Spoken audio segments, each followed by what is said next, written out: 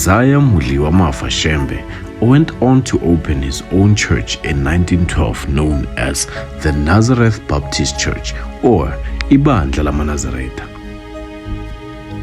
This was a movement rooted in the Zulu tradition, emphasizing healing, prophecy, and a return to what was called African spiritual value.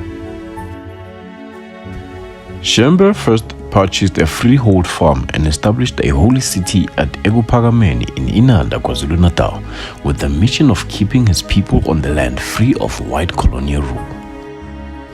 Here, Shembe also established a yearly pilgrimage to the holy mountain of Nhlangakazi. In addition to preaching and healing, Shembe was known for composing numerous Zulu hymns and sacred dances.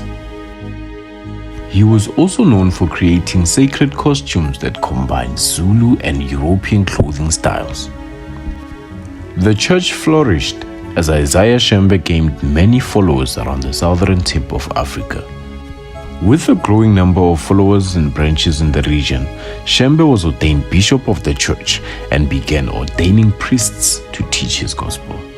Literate members of the church followed Shembe around as he preached, and they recorded and published all of his sermons and beliefs. In the 1930s, Shembe asked his neighbor, John Langalibalele Dube, to write his biography, which he titled uShembe. This biography contains Shembe's stories and hagiography, and one of these stories includes the famous story of how Shembe gained enlightenment as a result of being struck by lightning, which was interpreted as a sign that he had been chosen by God. This is understood by many scholars as the reference to Apostle Paul's calling, who was also struck by the lightning in the Bible. But since John Dube was more of a formal scholar and not a Nazarite, his tone in writing about the self-acclaimed prophet does not always present Shembe in high esteem, as the tone often questioned his autodidactism.